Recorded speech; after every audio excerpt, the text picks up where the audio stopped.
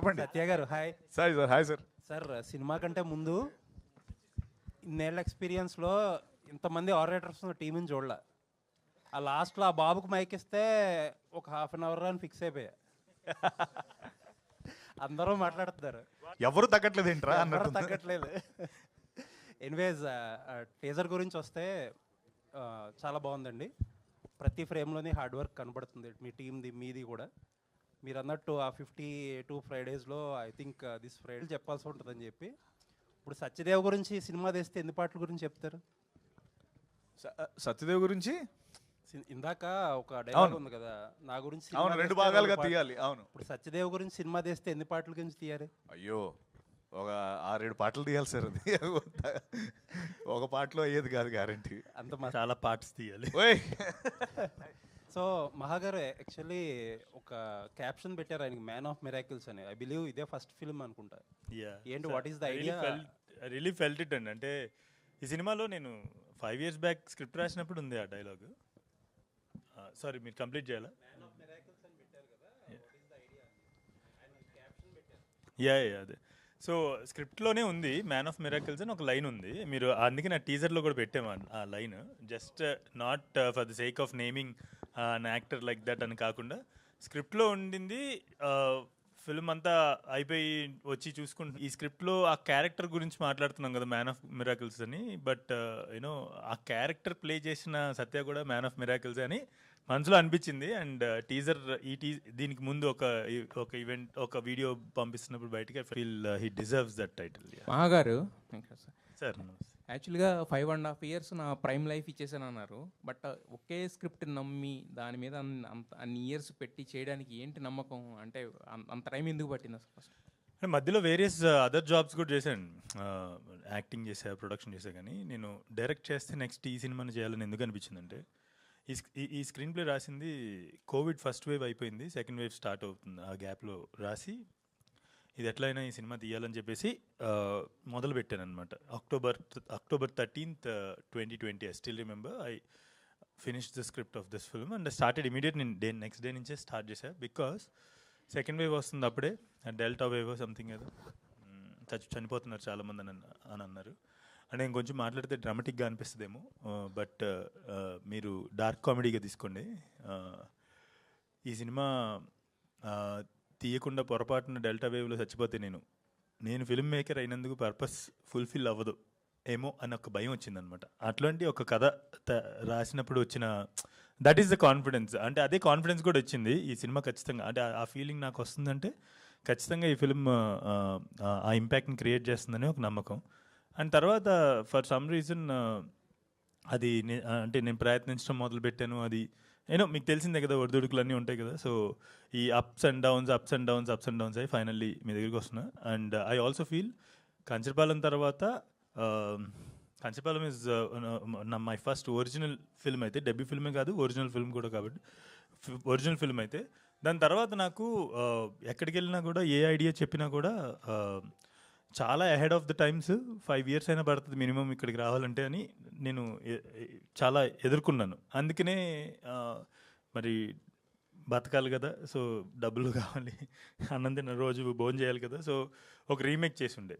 ఇంకా ఆ రీమేక్ దగ్గర నుంచి ఇంకా మీకు తెలిసిందే కదా, చాలా there is lot of discussion about me making remake and అట్లా. కానీ ద రీజన్ ఈజ్ ఏ కథ పట్టుకుని వెళ్ళినా కూడా 5 years ahead of the times ఉంది అని చెప్పేసి అన్నారు. ఆ మాటలు అన్న వాళ్ళందరి నోట్లో పంచదార పొయ్యా అని నేను ఎన్నిసార్లు అనుకున్నాను. ఎందుకంటే 5 ఏళ్ళు పట్టింది ఇంకొక నెక్స్ట్ మై ఒరిజినల్ తీయడానికి. సో వాళ్ళందరూ అంత విజన్ ఉన్న వాళ్ళు అని చెప్పి నాకు ఇప్పుడు అర్థమైంది. తదాస్తు అని ఉంటారు ఎవరో. యా.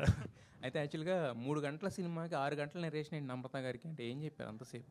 అంటే every shot has a detail అండి. ఆ డీటెయిల్ తెలియకపోతే you can't understand towards the end. ఇప్పుడు ఫిల్మ్ చూసినప్పుడు, లాస్ట్ క్లైమాక్స్ చూసినప్పుడు మనకి సినిమా మొత్తం గుర్తొస్తుంది కదా ఒకసారి. సో అది గుర్తు రావాలంటే వాళ్ళు ఖచ్చితంగా సినిమాలో వెళ్తున్న ప్రతి ఒక్క విషయం కూడా తెలియాలి. సో దానికి గాను ఆ డీటెయిల్స్ అన్నీ నెరేట్ చేయడానికి అంత టైం పట్టేది అనమాట. సత్యదేవ్ గారు, అంటే గత 2 సినిమాల ముందు వరకు కూడా అండర్ రేటెడ్ యాక్టర్ అని పిలిచేవారు. బట్ లాస్ట్ వచ్చిన 2 సినిమాలు మీకు ఆ ముద్రను చెరిపి పక్కన పడేసినాయి. సో ఈ సినిమా వరకు మీరు మాట్లాడిన ప్రతి మాట చాలా కాన్ఫిడెంట్గా ఉంది. ఖచ్చితంగా ఏదో ఒక కొత్త అద్భుతం అయితే సృష్టిస్తుంది. జస్ట్ నాట్ ఓన్లీ ఫిల్మ్ అని అనిపిస్తుంది. సో దీని గురించి మీకే విన్నప్పుడు కానీ ఫైనల్గా చూసుకున్నప్పుడు కానీ మీకు టైం ఉందా? యువర్ టైం కొంచెం పెద్దది ఉంది అందుకని. లేదండి, అంటే ఇందాక మహా చెప్తున్నట్టు సిక్సర్ దానికి ఆన్సర్ చెప్పాలంటే మహా చెప్పిన కథను మొత్తం ఒక 2.5 hours 2 whatever అందులో కుదించాలంటే నిజంగా చాలా కష్టం. బికాస్ ఎవ్రీ సీన్ స్టార్టింగ్ నుంచి ఎందుకు ఈ సీన్ అనుకున్న ప్రతిసారి మనకి ప్రతిదానికి పే ఆఫ్ ఉంటుంది, ఒక సెటప్ ఉంటుంది, ఒక పే ఆఫ్ ఉంటుంది. Every scene is equal important. అంటే ప్రతి సీన్లో అంత రిచ్నెస్ ఉంటుంది, స్టోరీ ఉంటుంది, అండర్లైన్. అందుకే రైటింగ్ ఇస్ సో టఫ్ ఈ పర్టికులర్ ఫిల్మ్కి. 5 ఏళ్ళు తను పట్టింది. అఫ్కోర్స్ మనందరం దానిపైన కొంచెం ఫన్ చేసుకున్నా కూడా ఎందుకు పట్టింది అనడానికి July 3rd మీకు ఈ సీన్ అందుకు ఈ సీన్. అండ్ నేను అన్నా కదా ఇందాక రావు బహదూర్ విల్ ఈట్ కంచపాల, అది నిజంగా నిజం. Like you will have the same feeling while watching the film. Satyadev గారు, అనురాగ్ గారు, వన్ సెకండ్. అనురాగ్ గారు అంటే చాలామంది కథను విన్నారు అంతకుముందు, బట్ సాహసం చేయలేదో ధైర్యం చేయలేదో పక్కన పెడితే, బట్ మీరు టేకప్ చేశారు. సో వదలకుండా పట్టుబట్టిన విక్రమార్కుడు లేక మొత్తానికి ఈ సినిమాని అంటే వీళ్ళు ఈరోజు ఏదైతే చెప్తున్నారో మీరు ఆ రోజు ఊహించుంటేనే ఇంత పెట్టగలరు, దాని మీద మీ టైం కానీ ఏదైనా ఇన్వెస్ట్ చేయగలరు. సో ఏంటి మీకు కాన్ఫిడెన్స్ ఇచ్చింది ఏంటి? ఎందుకు ఈ కథను టేకప్ చేయాలనుకున్నారు మీరు? అంటే నాకేమనిపించింది అంటే ఎందుకు ఆయన 5 ఏళ్ళు ఆగిండి అనిపించింది. అంటే ఆయన ఎందుకు వేరే వాళ్ళు ఎక్కేలేదు, ఎందుకు ఇన్ని ఇయర్స్ నాకు అంటే సమ్టైమ్స్ రోహిత్ శర్మ షార్ట్స్ చూస్తారు అది ఎట్లుంటుందో, చాలా స్మూత్గా ఉంటాయి. ఇట్లా అంటాడు వెళ్ళిపోతుంది 6. మనం చూసి ఏంద్ర వేరే వాళ్ళు ఏమో కష్టపడి కొడతా ఉంటారు. నాకు అనిపించింది ఇది ఇంత సింపుల్ కదా, దీన్ని ఎందుకు ఓకే చేయలే అంటే ఏంటి అని నేను నా మైండ్లో. సో నాకు it was a very simple decision to make. It was never ఏదో నేను చబ్బా లేపినా మోసిన ఇది లేదు. ఇంత అద్భుతంగా ఉంది కథ, దీని ఎందుకు ఇన్ని రోజులు ఏంటి అన్న ఫీలింగ్ ఉండే నాకు. It's not the other way around. Okay no I have to heavy lift it, no, it was a beautiful destiny. అంటే ఈరోజు ఆయనకి 11 years తర్వాత ఎట్లయితే టీజర్ లాంచ్ ఈరోజు డెస్టినీ పడ్డదో, మేబీ ఆ కథ మా దగ్గర రావడం మా destiny. So it's very fortunate that we could get it. Satyadev గారు, స్మూత్. సత్యదేవ్ గారు హాయ్. మీరు ఇందాక చెప్పారు అంటే ఒక 3 times బౌన్స్ అవ్వాలని. ఓల్ ప్రాసెస్లో మీకు మోస్ట్ డిఫికల్ట్ పార్ట్ ఏంటి యాజ్ యాక్టర్గా? రాబోదురుదా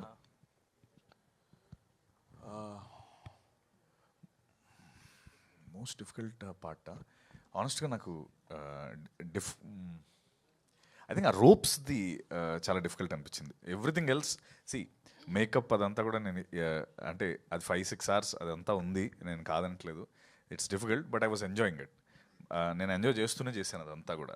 బికాస్ నాకు ఎవడో ఒకటి ఫస్ట్ టైం నాకు ఒక ఛాన్స్ ఇస్తున్నాడు, దీనికోసమే కదా మనందరం ఉంటాం, దానికి నేను కంప్లైంట్ చేయలేను. దీనికోసమే కదా నేను ఇన్ని రోజులు సినిమాలు చేసింది, ఆ ఛాన్స్ వచ్చింది, అది నాకు కష్టం కాదు. అఫ్కోర్స్ చూసేవాళ్ళు కష్టం డెఫినెట్లీ, బట్ నాకు కాదు. I was enjoying it. ఆ రోప్స్ది ఒక సాంగ్ ఉంటుంది సినిమాలో, అది కంప్లీట్లీ వీళ్ళు ఆ రోప్స్లో ఏంటంటే నేను గాల్లో ఉంటాను, వీళ్ళు షార్ట్ పెడతారు, పెట్టేసి గాల్లో ఉండి చేయాల్సిన షార్ట్ నాకు.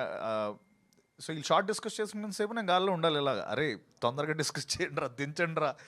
సో అది వాజ్ వెరీ టఫ్. అంటే the physical aspect of it కొంచెం టఫ్ అనిపించింది, బట్ ఎవ్రీథింగ్ ఎల్స్ నేను ఆడుతూ పాడుతూ చేశాను. మీరు నా ఇంటర్వ్యూలో పేషెన్స్ గురించి చెప్పారు. 100 అడుగులు తవ్వి లాస్ట్ అడుగు తవ్వడానికి నేను వెయిట్ చేస్తాను బంగారం కోసం అని.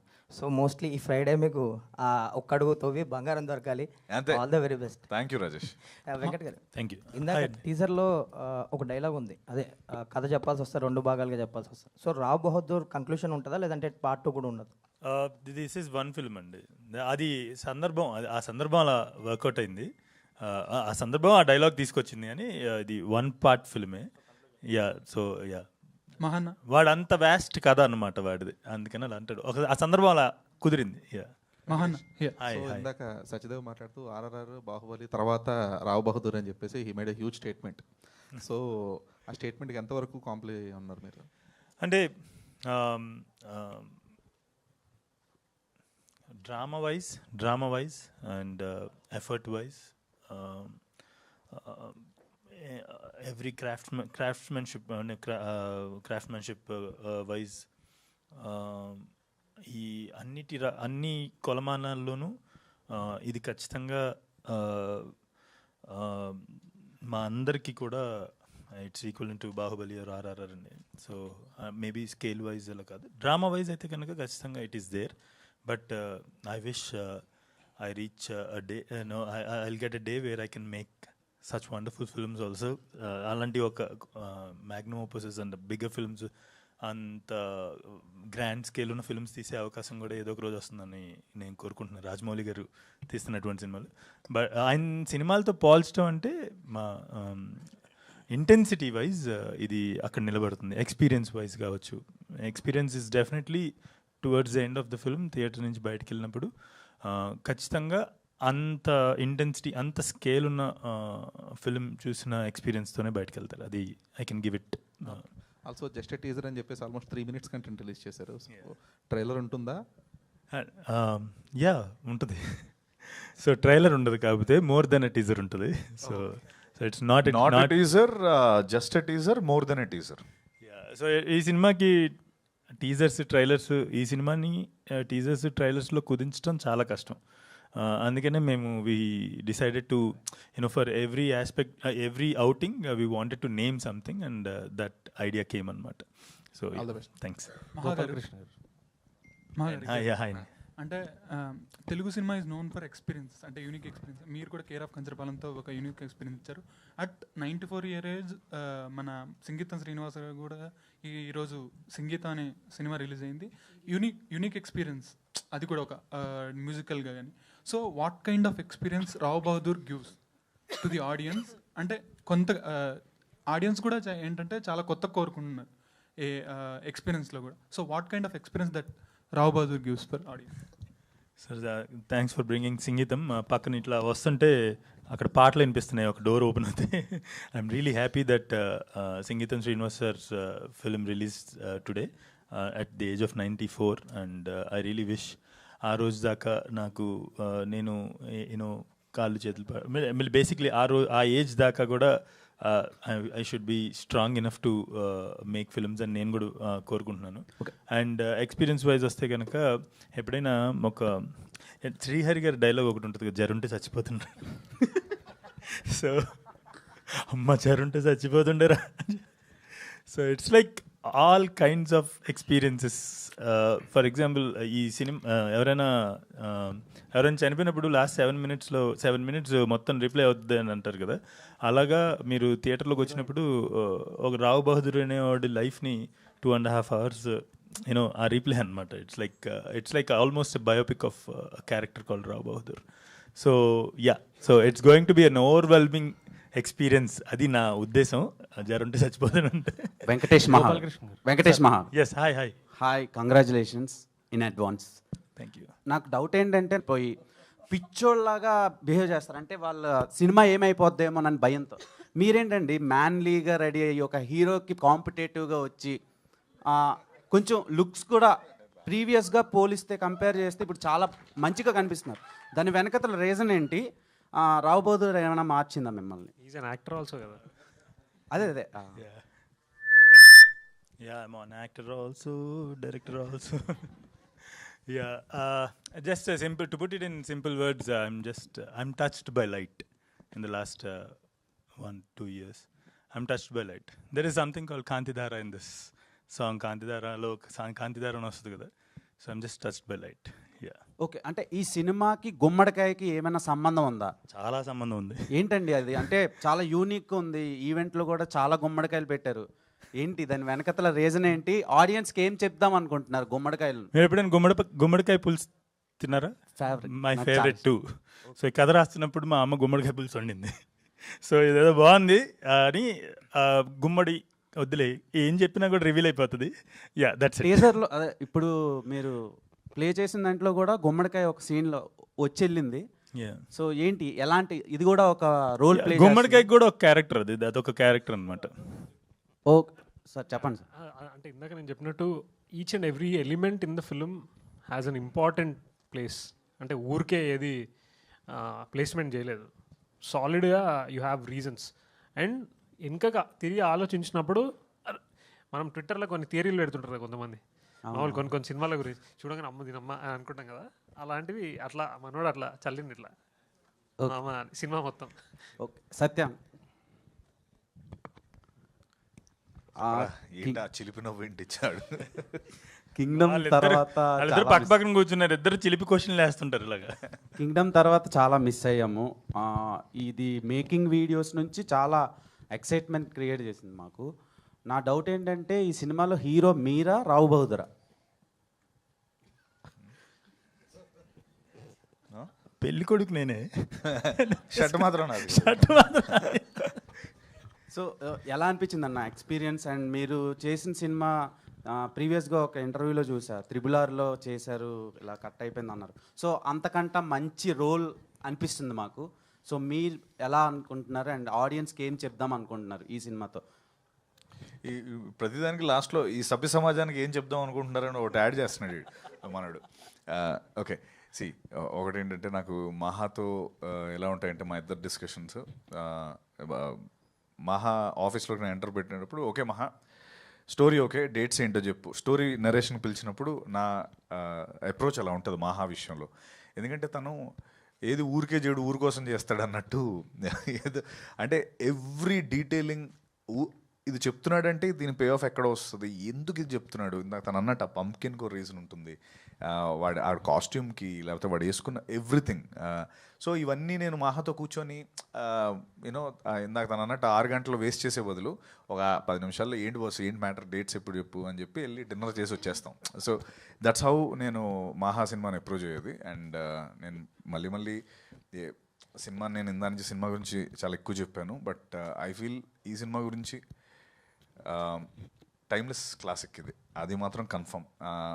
మనరాగా అన్నట్టు థీరీస్ కావచ్చు, లేకపోతే ఏదైనా కావచ్చు. రావు బహదూర్ ఇందాక తను అడిగాడు ఎందుకు అంత కాన్ఫిడెంట్గా చెప్పారని. అయ్యో నాకైతే ఆ కాన్ఫిడెన్స్ 100% ఉంది. And thank you, please to watch. Okay, action scenes ఎలా ఉండబోతున్నాయండి ఈ సినిమాలో? యాక్షన్ అసలు అంటే నువ్వు యాక్టింగ్ అదిరిపోయింది, చాలా బాగా చేస్తాను. అదే నా అదురుతున్నాను. యాక్టింగ్ కాదు, ఫైట్సా అదే ఇప్పుడు ఇది అయిపోయాక మన ఇద్దరికి ఉంటుంది యాక్షన్ సీక్వెన్స్. నాకు తెలుసు. Heroine heroine welcome to Tollywood అండి.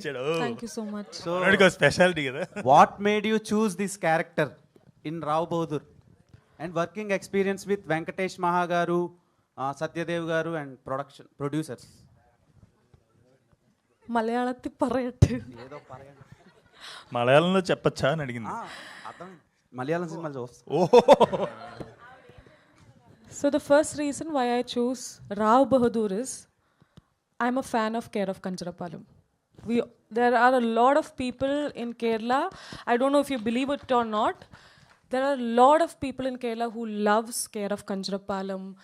And you know one thing, that film was remade.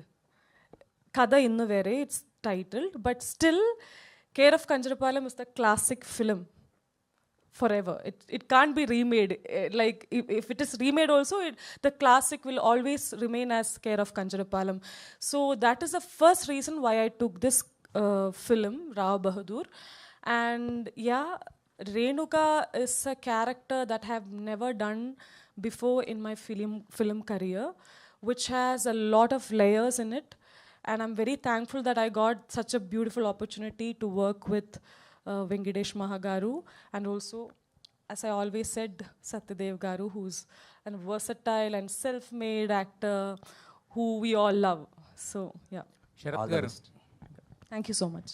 బేసిక్గా శరత్ గారు సార్ చెప్పండి. ఇంతకుముందు మీరు ఆల్రెడీ మేజర్ చేసినప్పుడు కూడా జిఎం బ్యానర్స్, సో ఏంటి అంటే ఇది అప్పుడు కూడా మాకు సోనీ వాళ్ళందరూ ఉండే సార్.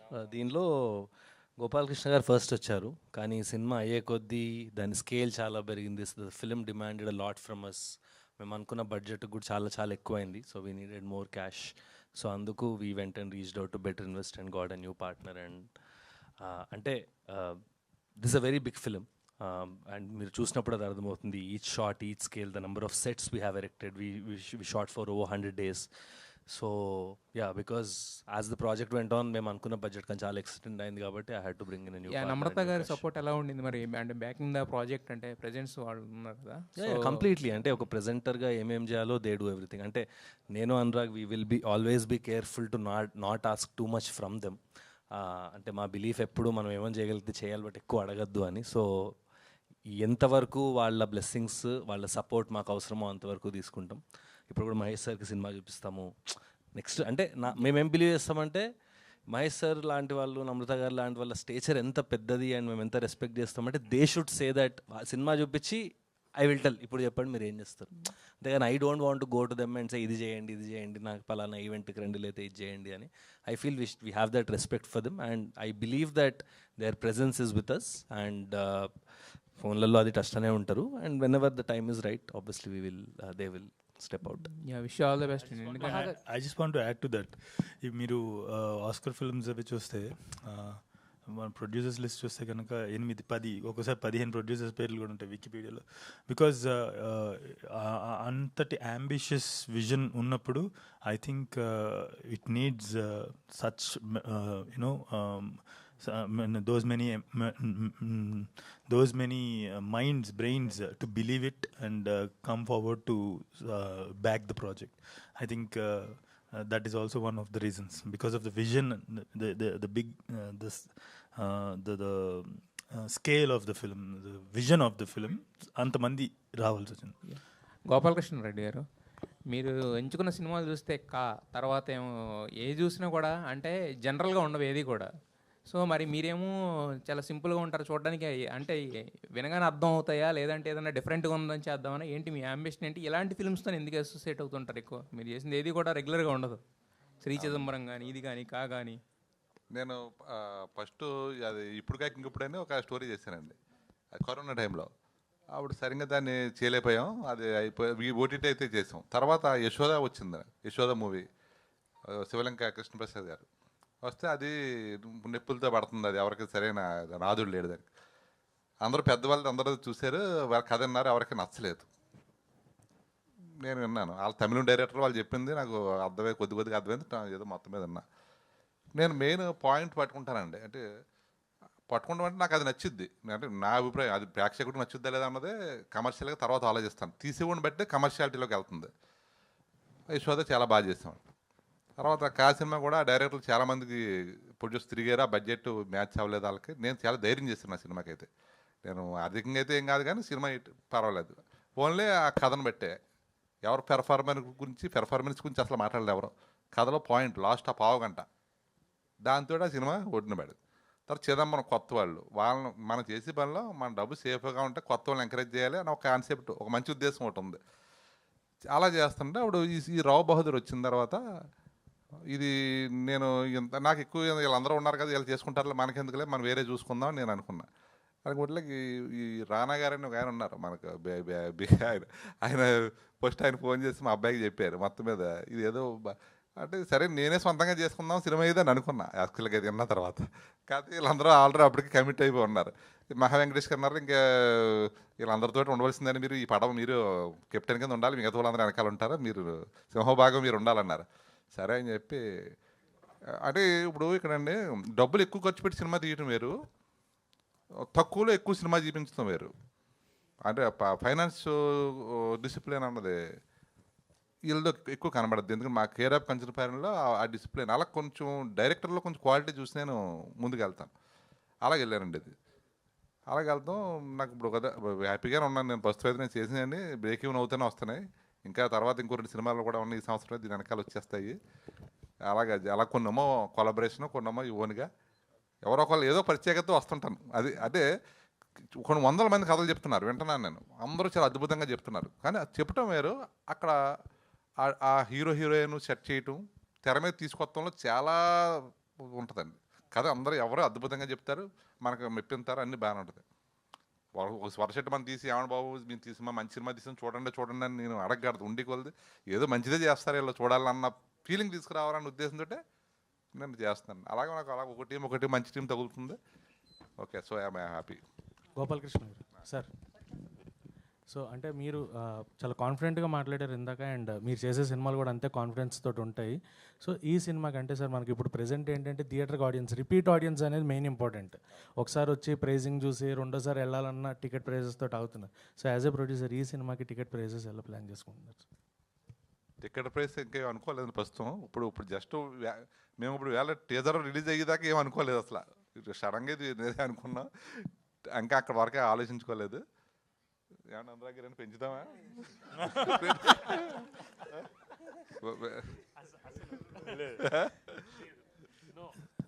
సత్యదేవ్ గారు సార్, మీరు సత్యదేవ్ గారు సినిమా చేస్తున్నారంటే ఇండివిజువల్గా there will be social message, అంటే ఖచ్చితంగా ఏదో ఒక మెసేజ్ అయితే మీరు నుంచి వస్తుంది అనేది ఎక్స్పెక్టేషన్స్ ఉంటాయి. ఈ సినిమా complete we're feeling like entertainment ఉంది, అలాంగ్ విత్ దట్ ఏమన్నా మెసేజ్ త్రూ దీని ద్వారా కూడా వెళ్తున్నారా? ఏ మెసేజ్ అసలు మెసేజ్ ఇవ్వాలని ఈ సినిమా చేయలేదు. మేబీ సెలెక్ట్ చేసుకున్న దాంట్లో ఆ కంటెంట్ వైజ్ అది అలా అయి ఉండొచ్చు, కానీ బట్ మెసేజ్ ఇవ్వాలి. మనం ఉన్నది ఎంటర్టైన్మెంట్ ఇండస్ట్రీలో ఎంటర్టైన్ చేయాలనుకుంటాం కదా, మెసేజ్ కాదు.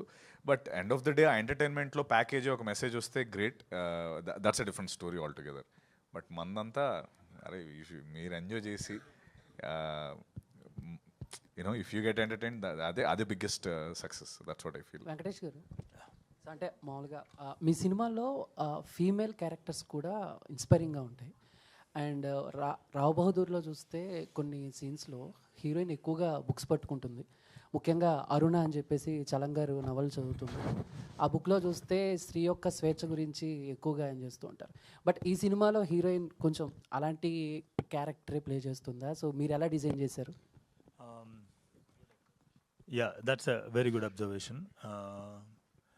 సో ఈ క్యారెక్టర్ గురించి దీపాకి చెప్తున్నప్పుడు కూడా మాట, పేట్రియార్కల్ వరల్డ్లో అంటే పురుష ఆధిక్య సమాజంలో విమెన్ తప్పు చేసినా కూడా నేను తప్పు చేశానని, తప్పు జరిగింది నా వైపు నుంచి అని చెప్పే అవకాశం కూడా లేదు. తెలుసుకున్న జరిగింది తప్పు నా వల్ల అని తెలుసుకున్నా చెప్పే అవకాశం లేదు. ఎందుకంటే చెప్తే ఇద్దరు కొడతారు, లేదంటే వినరు. సో సమ్వేర్ అక్కడెక్కడో ఈ పాత్ర బిగిన్ అయింది, ఈ పాత్ర రాయటం మొదలైంది. సో చెప్పటానికి తప్పు జరిగింది నా వైపు నుంచి అని చెప్పడానికి ఉన్నా కూడా, చెప్పటానికి సిద్ధంగా ఉన్నా కూడా, ఆర్ తప్పు జరిగిందనో ఇంకేదైనా సరే ఆమెకు సంబంధించిన విషయం ఏదైనా బయట బాహాటంగా ఎవరికైనా చెప్పాలి అన్నా కూడా ఆ స్వేచ్ఛ లేదు. సో అది తప్పైనా కూడా. సో అక్కడెక్కడో మొదలైంది, కానీ it flourished in to an other, like ఇంకా బిగ్గర్ క్యారెక్టర్ అయింది. సో నేను నా సినిమాలో అని అనద్దు, ఎందుకంటే I really don't want this to be a label to me, because I want it to be a general thing in films. నా సినిమాల్లో అనద్దు, ఇది అన్ని సినిమాల్లోనూ అలాగే ఉండాలి అనేది నా కోరిక. సత్యదేవ్ గారు, అంటే మామూలుగానే మీ పర్ఫార్మెన్స్ పీక్స్లో ఉంటుంది. బట్ ఈ రాహు బహదూర్ విషయానికి వచ్చేసరికి హీరోయిన్ అండ్ డైరెక్టర్, ప్రొడ్యూసర్స్ అందరూ కూడా ముఖ్యంగా మీ పర్ఫార్మెన్స్ గురించి చాలా అద్భుతంగా ఉంటుందని చెప్పేసి సపరేట్గా చెప్తున్నారు. సో దీనివల్ల ఆ సినిమా మీద కూడా ఎక్స్పెక్టేషన్స్ పెరుగుతాయి, ఆల్రెడీ పెరిగాయి. బట్ దీన్ని ఎలా చూస్తారు మీరు? ఎలా చూడటం అంటే ఇప్పుడు అడగకపోతే నేను తర్వాత నేను ఏం అడగలేదని నేను అడుగుతాను అన్నట్టు అడిగినట్టు ఉంది ఇది. ఆబ్వియస్లీ వాళ్ళందరూ అంత హ్యాపీగా, అంత ఓపెన్గా పర్ఫార్మెన్స్ గురించి మాట్లాడుతున్నారంటే అంతకంటే హ్యాపీనెస్ ఏమి ఉండదు. అంటే ఒకటి ఆపరేషన్ సక్సెస్ పేషెంట్ డైడ్ అని ఒకటి ఉంటుంది. ఆపరేషన్ సక్సెస్ ఏంటంటే పేషెంట్ లేడు. అలా అంటే కొన్నిసార్లు ఏంటంటే పర్ఫార్మెన్స్ ప్రతి సినిమాలో నేను చేస్తూనే ఉంటాను. Obviously I have to perform, character ఏది కావాలంటే అది. బట్ సినిమా ఆడినప్పుడే కదా I feel very happy. So ఈ రోజున నాకు నా పర్ఫార్మెన్స్ నువ్వు బాగా చేస్తావు అదంతా నాకు ఎంత హ్యాపీనెస్ ఇచ్చినా July 3rd మీరు అందరూ సినిమాని హిట్ చేస్తే నాకు అది కిక్ ఇస్తుంది. ఇప్పుడు ఐఎమ్ హ్యాపీ వీళ్ళందరూ నా పర్ఫార్మెన్స్కి ఎంత రేపు ముఖ్యంగా వీళ్ళు ముగ్గురు boss thank you we're we're safe and we're happy అన్నప్పుడు దట్ గివ్స్ మోర్ కిక్. అది కన్ఫర్మ్, నో డౌట్. మేమందరం నేను మహా ఈ సినిమా చేసినప్పుడే మేము హ్యాపీ, బట్ ఇప్పుడు రిజల్ట్ వెయిటింగ్ కాబట్టి అది ఐఎమ్ లైక్ July 3rd రోజు హ్యాపీగా 12 గంటలకి కేక్ కట్ చేసి గట్టిగా సెలబ్రేట్ చేసుకుంటాం. సత్యదేవ్ గారు హలో అండి. హాయ్ అండి. లాస్ట్ క్వశ్చనే. నెక్స్ట్ అబ్జెషన్ సినిమా ఉందండి ఇందులో. ఓకే, ఇప్పటి వరకు రిలీజ్ అయిన కాంటెంట్కి మంచి పేరు వచ్చింది. బట్ మీరు ఇందాక మాట్లాడుతున్నప్పుడు అన్నారు, సో మేకప్ కావచ్చు, కాస్ట్యూమ్ కావచ్చు, it's part of my job అన్నారు. బట్ వేరే క్యారెక్టరైజేషన్స్ ఏమైనా చూస్తే కాస్ట్యూమ్స్ వాజ్ వెరీ కంఫర్ట్గా ఉంటాయి. బట్ అబిట్ అంటే లైక్ చూసుకుంటే ఈ కాస్ట్యూమ్ మాకు చూడడానికే కొంచెం అన్కంఫర్టబుల్గా ఉంది.